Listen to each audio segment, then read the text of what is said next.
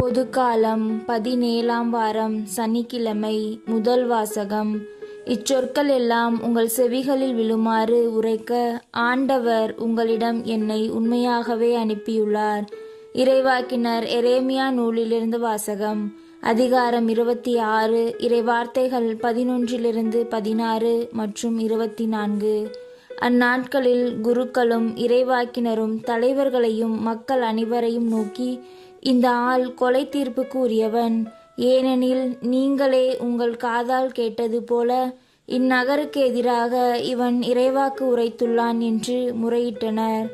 அப்பொழுது தலைவர்கள் மற்றும் மக்கள் அனைவரிடமும் எரேமியா கூறியது, நீங்கள் கேட்ட இச்சொற்களை எல்லாம் இக்கோவிலுக்கும் இந்நகருக்கும் எதிராக அறிவிக்குமாறு ஆண்டவரே என்னை அனுப்பியுள்ளார். எனவே இப்பொழுதே உங்கள் வழிகளையும் செயல்களையும் சீர்படுத்திக் கொள்ளுங்கள். உங்கள் கடவுளாகிய ஆண்டவரின் குரலுக்கு செவி கொடுங்கள். அப்பொழுது உங்களுக்கு அறிவித்திருந்த தண்டனை பற்றி ஆண்டவர் தம் மனதை மாற்றிக்கொள்வார். இதோ நான் உங்கள் கையில் இருக்கிறேன்.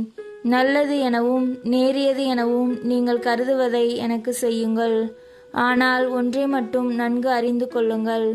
என்னை நீங்கள் கொள்வீர்களாகில் மாசற்ற இரத்த பலி உங்கள் மேலும் இந்நகர் மேலும் அதில் குடியிருப்போர் மேலும் உறுதியாக வந்து விழும். ஏனெனில் இச்சொற்கள் எல்லாம் உங்கள் செவிகளில் விழுமாறு உரைக்க ஆண்டவர் உங்களிடம் என்னை உண்மையாகவே அனுப்பியுள்ளார்.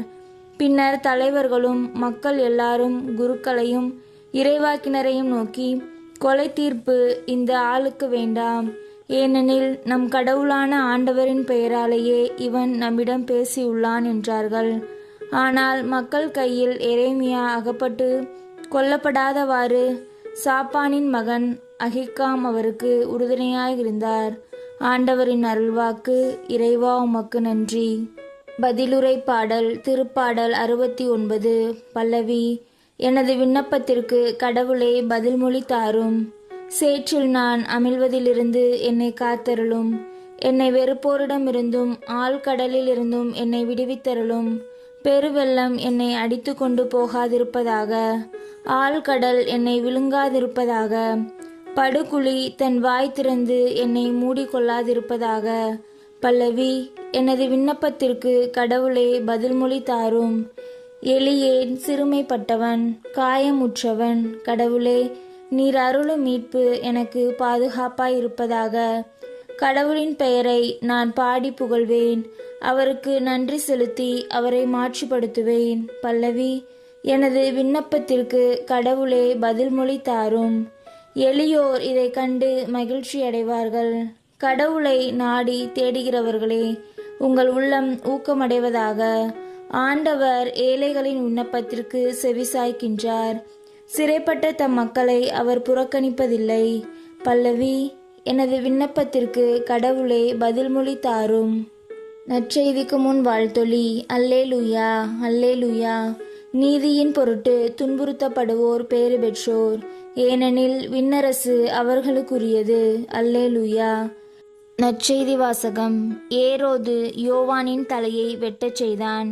யோவானுடைய சீடர் வந்து இயேசுவிடம் அறிவித்தனர். மத்தேயு எழுதிய தூய நற்செய்தியிலிருந்து வாசகம். அதிகாரம் 14, இறைவார்த்தைகள் 1-12 வரை. அக்காலத்தில் குறுநில மன்னன் ஏரோது இயேசுவை பற்றிய செய்தியை கேள்வியுற்றான். அவன் தன் ஊழியரிடம், இவர் திருமுழுக்கு யோவான்தான். இறந்த யோவானை கடவுள் உயிர் பெற்றெழச் செய்தார். இதனால்தான் இந்த வல்ல செயல்களை இவர் செய்கிறார் என்று கூறினான். ஏரோது தன் சகோதரரான பிலிப்பின் மனைவியாகிய ஏரோதியாவின் பொருட்டு யோவானை பிடித்து கட்டி சிறையில் அடைத்திருந்தான். ஏனெனில் யோவான் அவனிடம், நீர் அவளை வைத்திருப்பது முறையல்ல என்று சொல்லி வந்தார். ஏரோது அவரை கொலை செய்ய விரும்பினான். ஆயினும் மக்கள் கூட்டத்தினர் அவரை ஒரு இறைவாக்கினர் என கருதியதால் அவர்களுக்கு அஞ்சினான். ஏரோதின் பிறந்த நாளில் ஏரோதியாளின் மகள் அவையினர் நடுவில் நடனமாடி ஏரோதை அகமகிழச் செய்தாள். அதனால் அவள் எதை கேட்டாலும் அளிப்பதாக அவன் ஒரு வாக்குறுதியை ஆணையிட்டு அறிவித்தான். அவள் தன் தாய் சொல்லிக் கொடுத்தபடியே திருமுழுக்கு யோவானின் தலையை ஒரு தட்டில் வைத்து, இங்கேயே எனக்கு கொடும் என்று கேட்டாள். இதை கேட்ட அரசன் வருந்தினான். ஆனாலும் தான் விருந்தினர் முன் ஆணையிட்டதால் அதை அவளுக்கு கொடுக்க கட்டளையிட்டான். ஆள் அனுப்பி சிறையில் இருந்த யோவானின் தலையை வெட்டச் செய்தான். அவருடைய தலையை ஒரு தட்டில் வைத்து கொண்டு வரச் செய்து அதை சிறுமியிடம் கொடுத்தான். அவளும் அதை தன் தாயிடம் கொண்டு சென்றாள். யோவானுடைய சீடர் வந்து அவருடைய உடலை எடுத்துச் சென்று அடக்கம் செய்தனர். பின்னர் இந்நிகழ்ச்சியினை இயேசுவிடம் போய் அறிவித்தனர். ஆண்டவரின் அருள்வாக்கு. கிறிஸ்துவே உமக்கு புகழ்.